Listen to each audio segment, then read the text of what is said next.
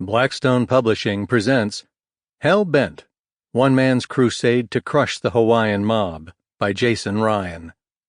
This book is read by Keith Sellon-Wright. For my parents, who taught me the value of being honest and thoughtful, patient and persistent. Prologue. He could have driven to the gravesite with his eyes closed. For years, Chuck Marsland made near-daily visits to the cemetery, piloting his wide-bodied Chrysler convertible up Pu'uaina Drive. The two-lane road remains the only way in and out of the cemetery, remarkable for how it hugs the side of an extinct volcano.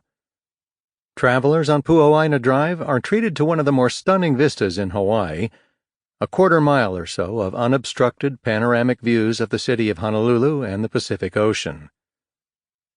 On its own, Honolulu's skyline could be considered less than inspiring, a jumble of office towers, hotels, and condominiums generally devoid of distinctive styling or world-class architecture.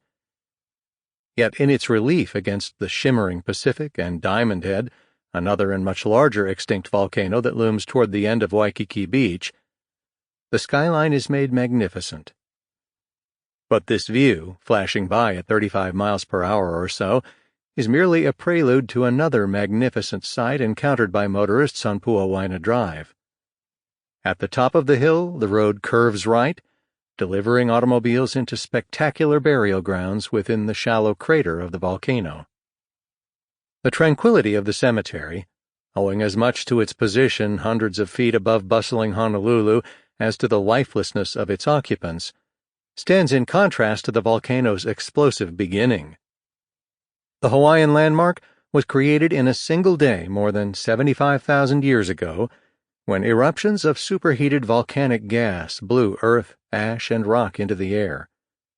As this stream of debris fell from the sky and scattered in the wind, it accumulated and formed a circular crater wall.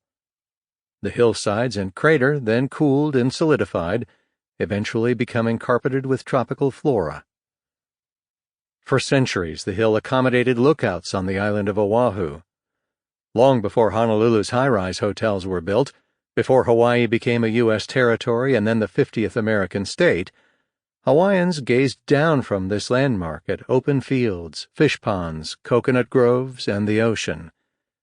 They trekked up the 578-foot-tall slope to watch for incoming ships, which promised the arrival of exotic goods and people. Until the early Sample complete. Ready to continue?